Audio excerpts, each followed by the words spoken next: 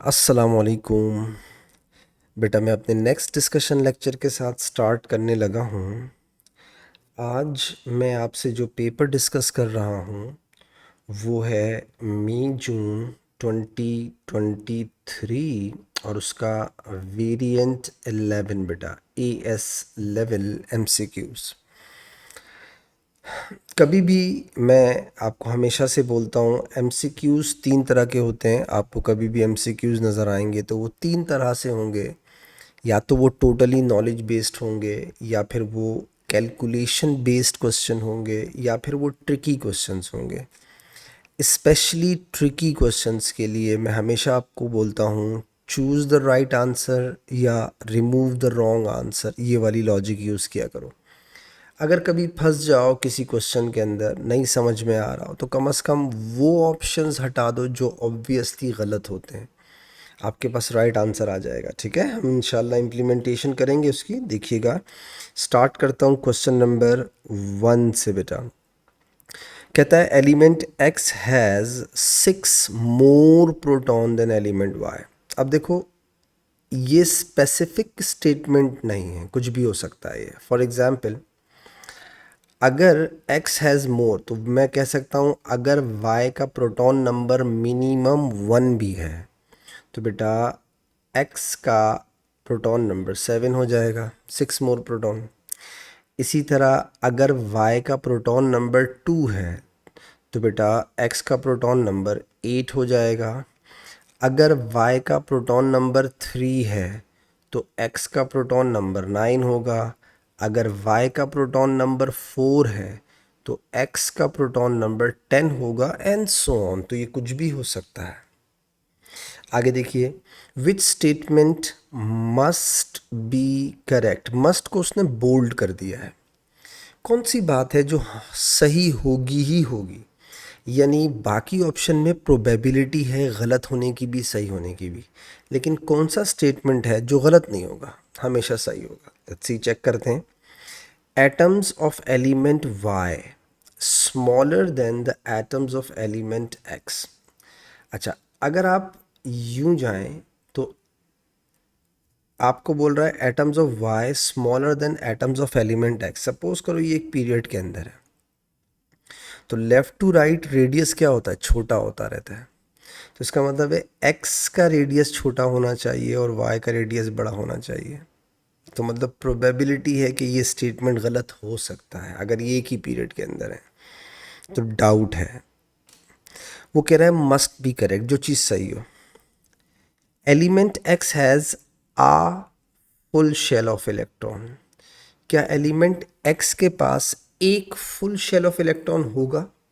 Suppose करो ये minimum है, मिनिमम। इसकी स्टेटमेंट की मिनिमम बात ये हो सकती है ना, ये मिनिमम हो सकता है। अगर आप X का प्रोटॉन नंबर 7 भी ले लो, कम से कम तो 7 होगा। इलेक्ट्रॉनिक कॉन्फ़िगरेशन कैसे करोगे, 2 and 5। क्या इसका फर्स्ट शेल फुल नहीं है? है। यही तो उसने लिखा है, element X has a full shell of electron. इसका मतलब ये हुआ ये तो करेक्ट होगा ही होगा। बाकियों में डाउट है, करेक्ट भी हो सकते हैं, रॉन्ग भी हो सकते हैं। जैसे ऑप्शन सी देखिएगा, element X and element Y are in the same group. ज़रूरी तो नहीं है, हो भी सकते हैं, ज़रूरी भी नहीं है। इसी तरह ऑप्शन डी देखिएगा, element X and element Y are in the same period. ज़रूरी नहीं है ना, सेम पीरियड में हो भी सकते हैं। हो सकता है, सपोज़ करो अगर जैसे Y का प्रोटॉन नंबर है सपोज़ 7, तो बेटा अब इसमें 6 मोर डाल दो, तो जो X का प्रोटॉन नंबर होगा तो 7, 7 प्लस 6 कितने हो गए, 13। 7 प्लस 6 इज़ 13। तो आप सोचो अगर 7 प्लस 6 13 होते हैं तो बेटा 13 वाले का जो ग्रुप है वो कौन सा हो गया, थर्ड या 13, और ये ग्रुप 17 का हो गया। तो क्या ये सेम ग्रुप में है? जी नहीं। यानी प्रोबेबिलिटी है कि ये गलत भी हो सकता है। उसने कहा है मस्ट बी करेक्ट। कौन सी चीज़ है जो बिल्कुल ही सही होगी? राइट आंसर इज़ बी बेटा। क्वेश्चन नंबर 2 पे आता हूँ. Which statement explain why calcium has higher melting point than barium. देखो बेटा, ये भी मेटल है, ये भी मेटल है, तो इसका मतलब ये है इसकी मेटालिक बॉन्ड ज़्यादा स्ट्रॉन्गर होगी. पहले खुद सोचा करो, जब वो सवाल पूछे तो आप खुद एनालाइज किया करो चीज़ों को. इसकी मेटालिक बॉन्ड स्ट्रॉन्ग होगी. अब सवाल ये है मेटालिक बॉन्ड किससे कहते हैं, या मेटालिक बॉन्ड डिपेंड किस पे करती है. पॉजिटिव आयंस होते हैं surrounded by sea of electron, तो electrostatic force of positive ion और सी ऑफ डीलोकलाइज इलेक्ट्रॉन को अट्रैक्ट करने वाली फोर्स को क्या बोलते हैं, मेटालिक बॉन्ड कहते हैं. इसे कहते हैं मेटालिक बॉन्ड. इसका मतलब है कैल्शियम के अंदर मेटालिक बॉन्ड स्ट्रॉन्गर होगी देन द बेरियम, तभी तो उसका मेल्टिंग पॉइंट ज़्यादा है. अब हमें ये ऑप्शन ढूंढना है. Let's see. ऑप्शन ए देखें, कैल्शियम कैटाइंस आर स्मॉलर. देखो कैटाइंस का मतलब metal positive, metal positive ion इनकी बात कर रहा है. ठीक है, calcium cations are smaller than barium cations. बिल्कुल सही कह रहा है. बेरियम का रेडियस बड़ा होगा आयन का, और कैल्शियम का रेडियस छोटा होगा. And have stronger attraction to the delocalize electron. बिल्कुल मेटालिक बॉन्ड की डेफिनेशन बताइए. इसका मतलब ये हो गया, right answer is A. Calcium की मेटालिक बॉन्ड ज़्यादा स्ट्रॉन्गर है बेरियम से. वही बात तो कर रहा है. ठीक है, तो मेटालिक बॉन्ड अगर डेफिनेशन समझ में आ गई है तो मुझे उम्मीद है ये आपको आराम से सॉल्व हो गया होगा. ऑप्शंस बाकी देख लेते हैं, हो सकता है हमने गलत आंसर चूज़ किया हो. Let's see. The structure of calcium is partly giant molecular. It's giant metallic, not molecular. There are more delocalized electron in calcium than in barium. It has lower Einstein energy. अब देखो, number of electrons या delocalise electron पर cat आइन same होंगे. क्यों? क्योंकि group के अंदर जाहिर बात है केमिकल प्रॉपर्टीज़ तो सिमिलर रहती है ना. आउटर मोस्ट शेल के इलेक्ट्रॉन तो सेम रहेंगे. तो ये बात रिलेवेंट भी नहीं है और गलत भी है. ठीक है. There is greater repulsion between barium atoms as they have more complete electron shells than calcium atoms. अब ज़रा सोचो कि जो मेटालिक बॉन्ड है वो उसको इससे तो एक्सप्लेन नहीं कर सकते ना, greater repulsion between barium atoms. सही है. अब greater repulsion between barium atoms हो क्या रहा है, मेटालिक बॉन्ड के अंदर बेरियम एटम्स तो नहीं होते ना, बेरियम के आयंस होंगे बेटा. और उन आयंस की आपस के अंदर रिपल्जन नहीं है, बल्कि उन आयंस की force of attraction delocalize electron के साथ है. तो ये भी गलत हो गया. इसका मतलब ये हुआ हमने सही आंसर चूज किया. राइट आंसर इज ए बेटा. क्वेश्चन नंबर 3 पे आता हूँ. 3 statements about potassium and chlorine and their ions. Correct. देखो, पोटेशियम की बात कर रहा है, क्लोरीन की बात कर रहा है और उनके आयंस की बात कर रहा है. ठीक है. पहला स्टेटमेंट देखिएगा. The atomic radius of potassium atom is greater than the atomic radius of chlorine atom. अब आप देखें, atomic radius of potassium atom, potassium का प्रोटॉन नंबर क्या होता है, 19. Electronic configuration 2881. How many shells are there, 4. Atomic number of chlorine is 17. Electronic configuration करो 287. How many shells are there, 3. तो whose atomic radius is greater, potassium. तो 1 तो सही हो गया. ठीक है. नेक्स्ट देखिएगा. The first ionization energy of potassium is greater than the first ionization energy of chlorine. अब आप सोचो, अगर फर्स्ट स्टेटमेंट सही है तो सेकंड ऑटोमेटिकली गलत हो गया. क्यों? इसलिए कि अगर रेडियस बड़ा होगा तो आयोनाइजेशन एनर्जी ग्रेटर नहीं होगी, लोअर होगी. वो कह रहा है पोटेशियम की ग्रेटर फर्स्ट आयोनाइजेशन एनर्जी होगी. जी नहीं, पोटेशियम लेफ़्ट साइड पे होता है और लेफ़्ट साइड पे आयोनाइजेशन एनर्जी वैसे भी कम ही होती है, और वैसे भी रेडियस बड़ा है. तो इसका मतलब ये हुआ कि फोर्स ऑफ अट्रैक्शन जो है वो वीक होगी. आउटर मोस्ट शेल पे इलेक्ट्रॉन रिमूव करने के लिए कम एनर्जी देनी पड़ेगी. तो अगर फर्स्ट स्टेटमेंट सही कर दिया आपने, सेकंड ऑटोमेटिकली गलत हो गया क्योंकि उसके बिल्कुल ऑपोजिट बोल रहा है. 3 पे आते हैं बेटा. थर्ड पे कहता है the ionic radius of potassium ion. Ionic radius of potassium ion का मतलब हो गया potassium 19 plus charge 288. Ion is greater than the ionic radius of chloride ion. Chloride 17 with minus यानी कि 288. अब आप सोचो, number of shell same, number of electron same. इसकी न्यूक्लियर फोर्स कितनी है 19, इसकी न्यूक्लियर फोर्स कितनी है 17. तो पोटेशियम आयन का रेडियस क्लोराइड आयन से छोटा होगा. वो कह रहा है पोटेशियम आयन का रेडियस ग्रेटर होगा. गलत बोल रहा है. तो तीन स्टेटमेंट में से 2 और 3 तो गलत है, one only correct. What should be the right answer? The right answer must be the A बेटा. क्वेश्चन नंबर 4 देखिएगा. For which equilibrium do both equilibrium constant K C K P have no unit. जिसमें cancellation हो रही हो, check कर लो. The right answer is A. ठीक है, किसी एक को देख लो. सपोज करो के सी है तो ये हो जाएगा एच आई का स्क्वायर अपॉन H2 और I2 हो जाएगा.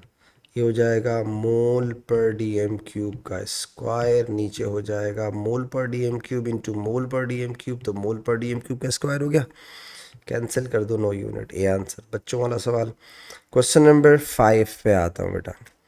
Calcium carbide react with water as shown. ठीक है, the data below the equation show in kilojoule per mole the standard enthalpy of formations. Okay, यानी ये आपको फॉर्मेशंस दी हुई हैं. ठीक है, ओके. उसके बाद बोल रहा है what is standard enthalpy change of reaction पूछ रहा है. तो बेटा हेसिस साइकिल बना लें. ये देखिएगा, calcium plus carbon plus hydrogen plus oxygen. ठीक है, बैलेंस करो नहीं करो मर्जी है तुम्हारी.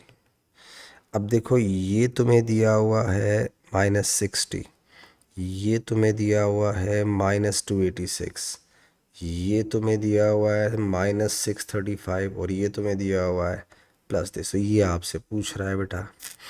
हैसेस क्या कहता है? √1 इज ऑलवेज इक्वल टू √2. तो दिस इज √1, दिस इज √2. कर दूं मैं सॉल्व? ये लो बेटा, -60 -286 plus delta H R is equal to -635 plus 228.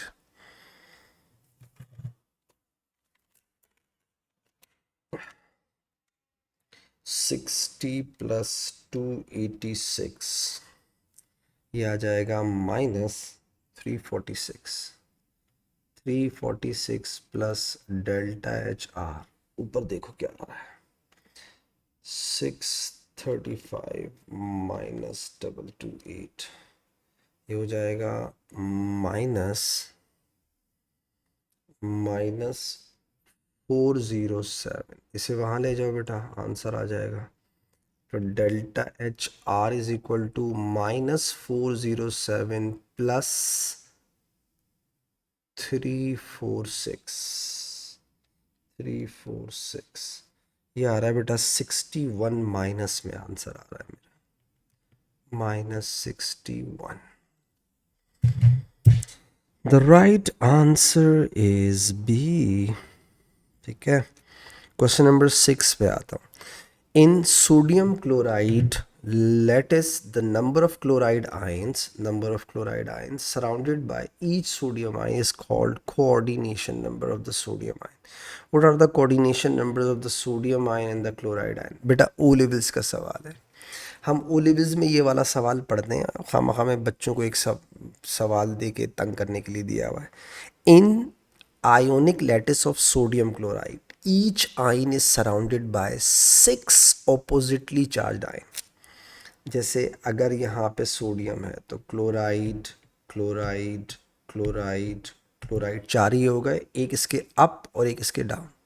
तो टोटल सराउंडिंग में कितने हो गए? 6. इसी तरीके से हर क्लोराइड के अराउंड कितने होते हैं बेटा? 6. ये देखें, एक ऊपर और एक नीचे. तो अगर आप 3 डायमेंशनल बनाएं तो each ion is surrounded by 6 oppositely charged ion. तो answer should be 6. O level based सवाल है ये, सही है, ए लेवल्स का है ही नहीं ये सवाल. आगे आ जाओ, क्वेश्चन नंबर 7 पे आ जाओ. Histidine is an amino acid, ठीक है। What are the approximately bond angles, पहले खुद निकाल लेते हैं। ये देखो, इस वन वाले को चेक करो। कार्बन ने 3 बॉन्ड्स बनाए में विद जीरो लोन पेयर, तो इसका मतलब है 120 हो गया ये। पाई बॉन्ड्स वेस्पर में कंसीडर नहीं होते। आगे आओ, 2 को चेक कीजिएगा। नाइट्रोजन अगर 3 बॉन्ड बना ले तो उसके पास एक लोन पेयर होता है, तो 3 बॉन्ड विद 1 लोन पेयर का मतलब हो गया पिरामिडल। पिरामिडल का मतलब हो गया 107। और ऑप्शन 3 थर्ड बॉन्ड एंगल को चेक कीजिएगा बेटा। कार्बन के around total number of bonds कितने हैं? 4। 4 bonds with zero lone pair का मतलब टेट्राहीड्रल, यानी 109 या 109.5। तो 120, 107 और 109 आंसर आना चाहिए। 120, 107, 109 आपको नज़र आ रहा है ऑप्शन बी में बेटा। बेटा answer is B. Question number 8 पे आते हैं। The contact process takes place at pressure between this and this. A catalyst is use, बिल्कुल सही कह रहा है V2O5। Which statement is correct? Knowledge based question. Option A देखिएगा, a V2O5 catalyst is added, सही कह रहा है, टू इंक्रीज इक्विलिब्रियम यील्ड। देखो बेटा, catalyst does not effect equilibrium shifting. Catalyst rate of forward, rate of backward दोनों को बढ़ा देता है, उसका इक्विलिब्रियम से कोई ताल्लुक ही नहीं है। तो वो इक्विलिब्रियम पे यील्ड कहाँ से इंक्रीज करेगा? गलत बात बोल रहा है। बी पे आइए, change in pressure have no effect on the position. फिर गलत बोल रहा है। क्यों नहीं होगा इफेक्ट? इफेक्ट होगा, कैसे? 2SO2 plus O2 gives you 2SO3। क्या प्रोडक्ट और रिएक्टेंट के मोल्स डिफरेंट हैं? तो बेटा प्रेशर का इफेक्ट तो होगा। वो कह रहा है कोई इफेक्ट नहीं होगा। कोई इफेक्ट उस वक्त नहीं होगा जब दोनों तरफ नंबर ऑफ मोल सेम हो। बी गलत हो गया। सी पे आ जाए, the equilibrium yield of the reaction is very high under under these conditions used, सही बोल रहा है।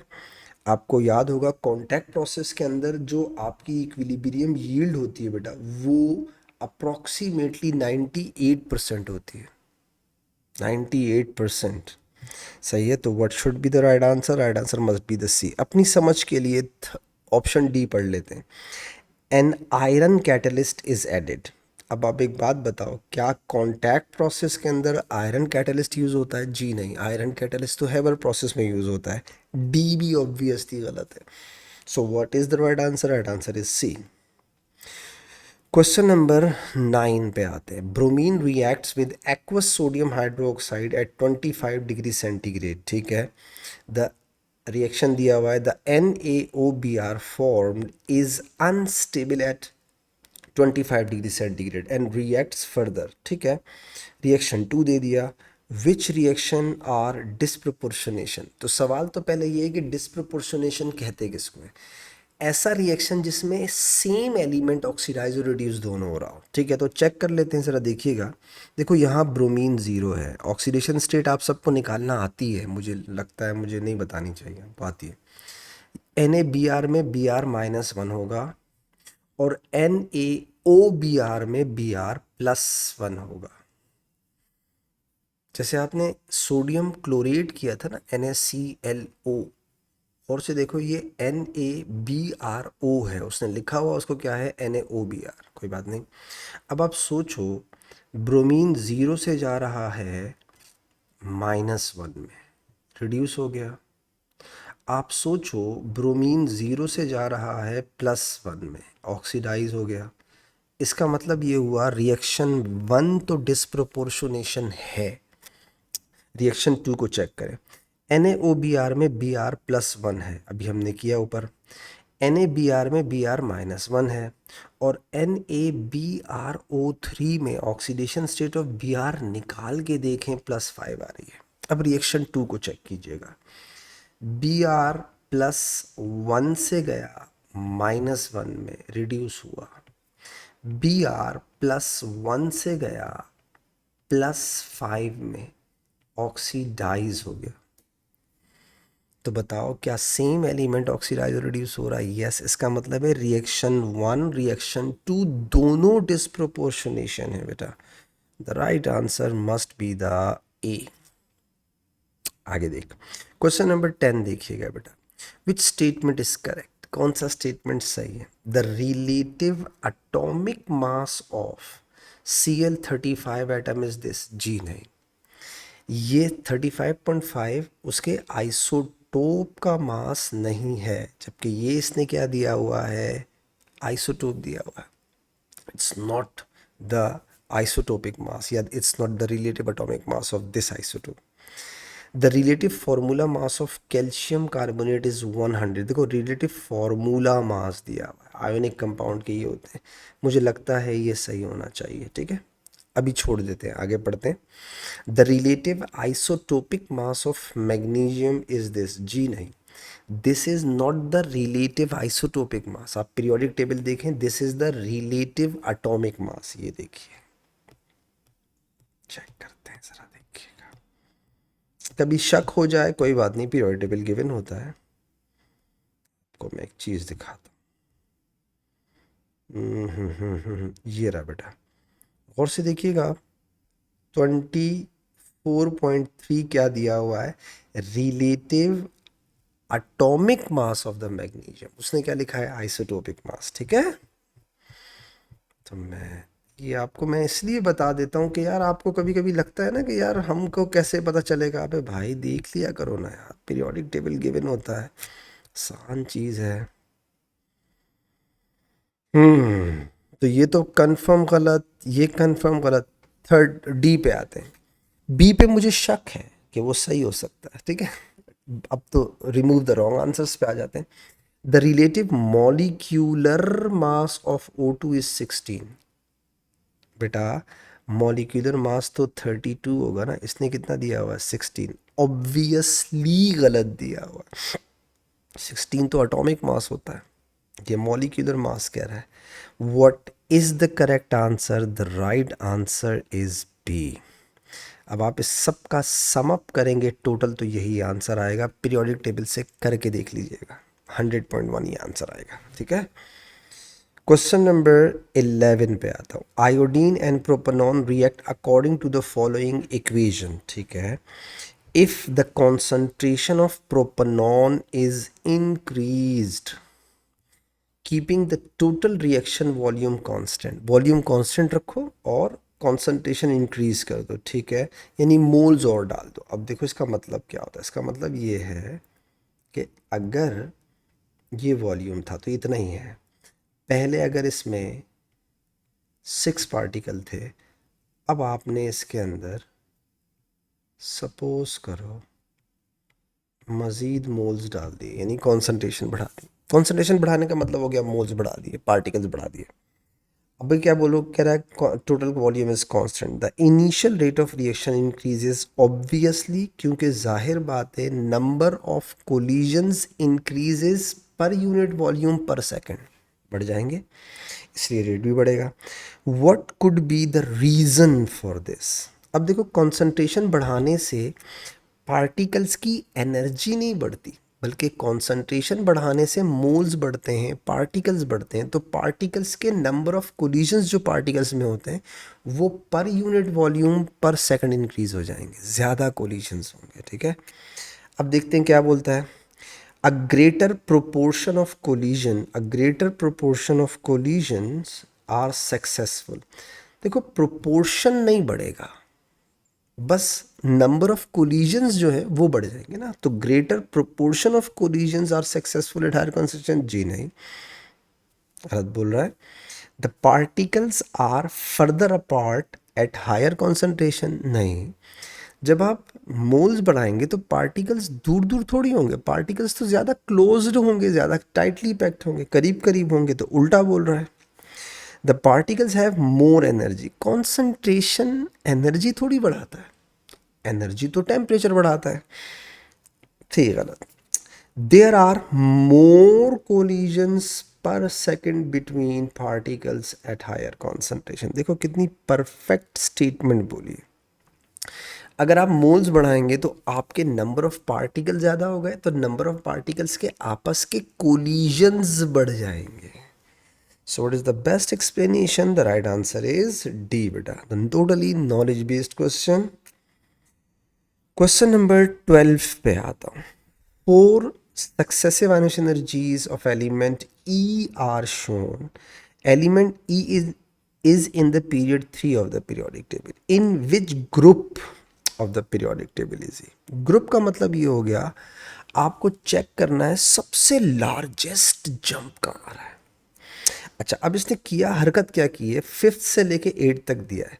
देखो, फिफ्थ और सिक्स्थ के बीच में जो जंप है वो कोई आउटस्टैंडिंग मुझे तो नहीं लग रहा. 4000 का है. इनके बीच में भी 4000 का है. इनके बीच में तकरीबन 5000 का है. तो कोई आउटस्टैंडिंग जंप नहीं है.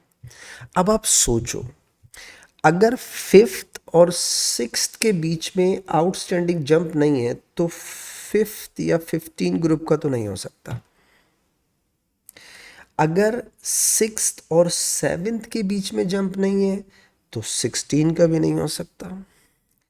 अगर 7 और 8 के बीच में आउटस्टैंडिंग जंप नहीं है तो 17 का भी नहीं हो सकता. You have removed the wrong answers.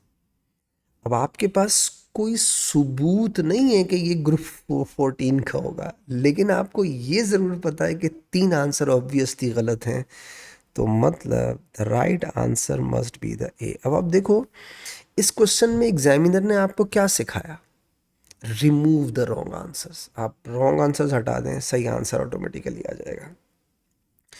Question number 13 पे आता हूँ. In this question you should assume the gas form behave as an ideal. 1.7 gram sample of magnesium reacts with 50 centimeter cube of 2.2 mole per dm cube HCl at 303 Kelvin and this Pascal. Which volume of the gas produced? तो थोड़ी सी इसने वो कर दी है, ज़रा मतलब calculation based कर दिया है. तो मैं पहले तो एक काम कर लेता हूँ, इसको मैं, ये V दिया हुआ है, ये C दिया हुआ है, पहले मोल निकाल लेता हूँ. ठीक है, 0.05 इंटू 2.2 बेटा, ये आ रहा है मेरे पास आंसर 0.11. इसके मोल्स आ रहे हैं 0.11. पहले तो ना लिमिटिंग निकाल लेते हैं, क्योंकि जाहिर बात है आपका अमाउंट ऑफ प्रोडक्ट किस पे डिपेंड करता है, अमाउंट ऑफ लिमिटिंग रिएक्टेंट पे. तो बेटा पहले लिमिटिंग निकाल लूँ. कहाँ निकालूँ, यहाँ निकाल लेता हूँ. ज़रा देखिएगा, ये जगह है ना, साथ दीजिएगा मेरा. ये है मैग्नीशियम बेटा, प्लस HCl के साथ रिएक्ट कराओ तो ये बनाएगा MgCl2 प्लस हाइड्रोजन. ठीक है, इसका मास होता है 24.3, इसके 2 मोल्स. और बेटा ये कितना दिया हुआ है, कितना, 1.7 ग्राम. 1.7 ग्राम के लिए number of moles of HCl required निकाल रहा हूँ. ठीक है, तो ये हो जाएगा 1.7 into 2 divided by 24.3. 0.1399 moles required. अब आप सोचें, आपको 0.1399 मोल्स चाहिए, उसने कितने दिए हुए हैं, 0.11. इसका मतलब ये हुआ HCl इज लिमिटिंग रिएक्टेंट. ठीक है, तो हम HCl से हाइड्रोजन के मोल्स निकालेंगे. कैसे, 2 मोल्स गिव्स यू 1 मोल. तो 0.11 moles will gives you the x moles of hydrogen. तो 0.11 divided by 2, 0.055, 0.055 ये मोल्स आ गए हाइड्रोजन के. अब हम उसकी गिवन कंडीशन पे वॉल्यूम निकाल लेंगे. ये देखिएगा कैसे, यही निकाल रहा हूँ. P V is equal to nRT. V is equal to nRT upon P. V is equal to 0.055 into R की वैल्यू होती है 8.31 इंटू टेम्परेचर कितना दिया है बेटा, 303. 303 बेटा. ठीक है, और आपको प्रेशर कितना दिया हुआ है, 110400. 110,400, ये वॉल्यूम आ जाएगा मीटर क्यूब। ठीक है, मैं करूं multiply by 8.31 multiply by 303 divided by 110,400। ये आ गया, मेरे पास आंसर आ गया बेटा 1.25 इंटू 10⁻³ मीटर क्यूब। उसने किस में आंसर दिया हुआ है? DM क्यूब में दिया हुआ है बेटा। मल्टीप्लाई बाय 1000 कर दे, DM क्यूब में आ गया 1.254 decimetre cube is the answer. 1.254। अब आप चेक करें, ये है 1.3 और ये है 1.6, तो 1.25 का मतलब हो गया 1.3। The right answer must be the A बेटा। ठीक है, अब जो बच्चे डायरेक्ट सॉल्व कर रहे होंगे, शॉर्टकट तरीके से सॉल्व कर रहे होंगे, वो उनके पास मिस्टेक के चांस ज़्यादा होंगे कि वो ए और बी में से किसी हो सकता है बी को चूज़ कर लें गलत आंसर को। ख्याल रखिएगा। क्वेश्चन नंबर 14 पे आता हूँ बेटा। Chlorine dioxide reacts with aqueous sodium hydroxide to produce water and a mixture of 2 sodium salt this and this. What is the mole ratio of this and this in the mixture? यहीं solve कर लूँ इसको। ये लो बच्चों वाला सवाल। Cl2 reacts with sodium hydroxide NaOH, यही बोल रहा है। gives you the two products, एक दे रहा है NaClO2, एक दे रहा है NaClO3 और साथ में दे रहा है वाटर। सुकून के साथ देखिएगा, कोई जज्बात में आने की ज़रूरत नहीं है। अभी देखिए भाई, प्रोडक्ट साइड पे 2 सोडियम है, यहाँ 2 लगा दे। भाई प्रोडक्ट साइड पे 2 क्लोरीन है, यहाँ 2 लगा दे।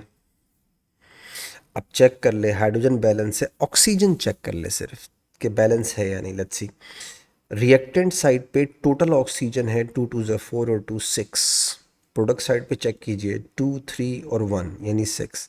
ये इक्वेशन बैलेंस्ड है, बैलेंस्ड। अब आप बताओ इनमें रेशो क्या बन रहा है? 1:1। C answer. कुछ नहीं किया मैंने, बस इक्वेशन जो उसने बोला लिखा और बैलेंस हो गई। कुछ करने की ज़रूरत ही नहीं है। क्वेश्चन नंबर 15 पे आइए। The temperature of a sample of N inert gas is increased. What effect does this have on the number of molecules with most probable energy? Oh, and the number of molecules with higher energy। इसका मतलब है Boltzmann distribution curve की बात कर रहा है। ठीक है, अब मेरी बात को ज़रा समझिएगा, समझाता हूँ। ये देखिए,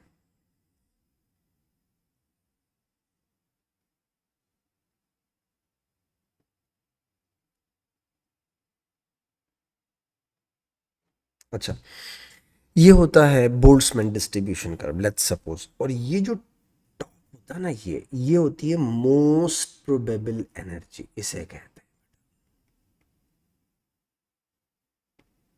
ठीक है, अब मुझे बताओ, जब आप टेम्परेचर बढ़ाएंगे तो कर्व क्या जाएगा? कर्व राइट और डाउन जाएगा, ऐसे हो जाएगा, यूं हो जाएगा। अब आप सोचो, ये यहां था तो राइट गया और डाउन आया। अगर मैं आपको बोलूं ये पॉइंट मोस्ट प्रोबेबल एनर्जी है, तो टेम्परेचर बढ़ाने से क्या हो रहा है? मोस्ट प्रोबेबल एनर्जी कम हो रही है। What is most probable energy? Maximum number of particles have highest same energy, उन्हें बोलते हैं मोस्ट प्रोबेबल एनर्जी। अच्छा, मोस्ट प्रोबेबल एनर्जी कम क्यों होती है? क्लास में ही बताया था मैंने आपको। इसलिए कम होती है कि बहुत सारे पार्टिकल्स अब कहाँ चले जाते हैं? प्रोडक्ट में चले जाते हैं। बिकॉज हायर टेम्परेचर पे मोर number of particles have the activation energy. तो हायर टेम्परेचर पे मोस्ट प्रोबेबल एनर्जी डिक्रीज होती है। तो ऑप्शन सी गलत हो गया, ऑप्शन डी गलत हो गया। इनमें से कोई एक आंसर है। अब आओ, number of molecules with higher energy, तो टेम्परेचर बढ़ाओगे तो number of molecules with higher energy बढ़ेंगे नहीं बढ़ेंगे, बढ़ेंगे, increases. Right answer must be the B. Question number 16 पे आता हूँ।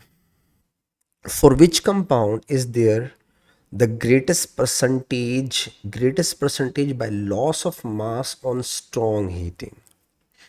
अच्छा देखो, कार्बोनेट सिर्फ कार्बन डाइऑक्साइड लूज करता है, जबकि नाइट्रेट्स दो गैसेस लूज करते हैं, NO2 प्लस O2 भी। तो ज़्यादा लॉस किस में होगा? नाइट्रेट में। तो कार्बोनेट तो पहले हटा दो बेटा। अब सवाल ये है, कैल्शियम नाइट्रेट और मैग्नीशियम नाइट्रेट में ज़्यादा स्टेबल कौन है? कैल्शियम। तो अगर स्टेबल है तो डिकम्पोज कम होगा ना, कम डिकम्पोज होगा तो लॉस भी कम होगा। तो कैल्शियम हटा दो। What should be the right answer? Right answer must be the B बेटा, और डी, मैग्नीशियम नाइट्रेट। कितना आसानी से कर लिया इसको। क्वेश्चन नंबर 17 देखिएगा बेटा। The solids sodium chloride and sodium iodide both react with concentrated sulfuric acid। सही कह रहा है, room temperature. The sodium chloride produces this, बिल्कुल सही। जबकि sodium iodide concentrated sulphuric acid के साथ रिएक्ट करके बहुत सारी चीज़ें देता है। बिल्कुल सही बात है, क्योंकि क्लोरीन और सल्फ्यूरिक एसिड की ऑक्सीडाइजिंग एबिलिटी इक्वल होती है, वो एक दूसरे को ऑक्सीडाइज रिड्यूस नहीं कर सकते।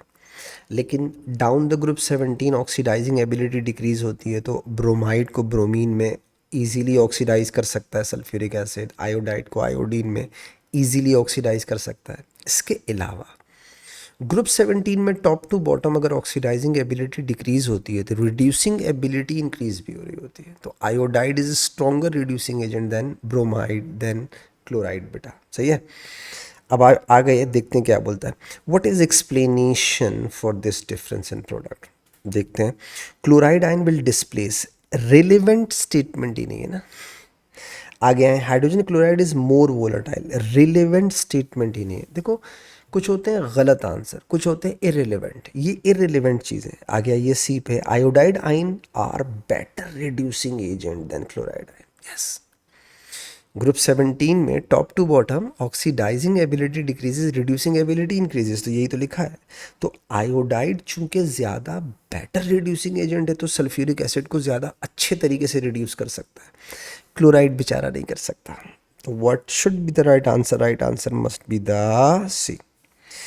अपनी समझ के लिए डी भी पढ़ते हैं। Sulphuric acid is able to act as a dehydrating agent. देखो, इसने 3 इररिलेवेंट स्टेटमेंट बोले हैं इसके अंदर।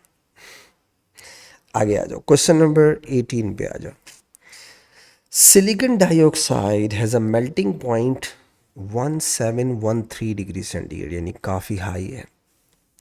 It reacts with hot NaOH, sodium hydroxide क्योंकि एसिडिक होता है, to form salt and water. No reaction occur silicon added to the sulphuric acid. जाहिर बात है, एसिडिक ऑक्साइड है तो एसिड से तो रिएक्ट नहीं करेगा। What can be deduced from this information? Chemical behavior of SiO2 और structure। स्ट्रक्चर तो जॉइंट होगा तो सिंपल हटा दो। अब आ जाओ, chemical behaviour, is it amphoteric? जी नहीं, इट इज एसिडिक ऑक्साइड बेटा। अब ये मुफ्त का मार्क दिया उन्होंने तुम्हें। क्वेश्चन नंबर 19 पे आ जाओ। Element X has a second largest atomic radius in its period. Second largest का मतलब ये हो गया ग्रुप 2 का है ना, लेफ्ट टू राइट ग्रुप 2 का है। अब किस पीरियड में है नहीं मालूम। An atom of X has 3 occupied shell. अब देखो, शेल 3 है तो इसका मतलब है पीरियड 3 हो गया। आ जाओ बेटा, तो कौन हो गया? पीरियड 3 और ग्रुप 2 में कौन होता है? मैग्नीशियम। इसका मतलब है मैग्नीशियम की बात कर रहा है, दिस इज मैग्नीशियम। कितना आसान हो गया। देखिए, 3 शेल्स का मतलब थर्ड पीरियड हो गया, और सेकेंड लार्जेस्ट रेडियस का मतलब हो गया ग्रुप 2 का हो गया। द ऑक्साइड, ऑक्साइड का मतलब हो गया मैग्नीशियम ऑक्साइड की बात कर रहे हैं। The oxide of X is shaken with water, what could be the pH? Magnesium oxide बिल्कुल चुन्ना सा सॉल्युबल होता है पानी में, और मैग्नीशियम हाइड्रोक्साइड देगा, तो ये दो तो गलत हो गए। अब 14 और 9 में से कोई एक आंसर है। 14 तो बहुत स्ट्रॉन्ग अल्कलाइन होते हैं, तो what should be the right answer? हल्का सा बेसिक सी। क्वेश्चन नंबर 20 पे आता हूँ, ठीक है।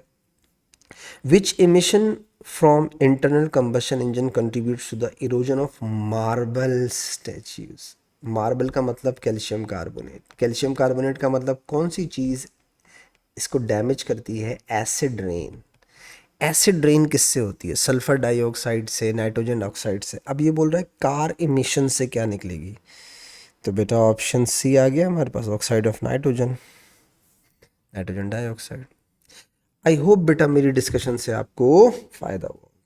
इंशाल्लाह नेक्स्ट डिस्कशन लेक्चर में आपसे फिर मुलाकात करूँगा, तब तक के लिए इजाज़त दीजिएगा। दुआओं की ख़ास दरख्वास्त है आपसे। अल्लाह हाफ़िज़।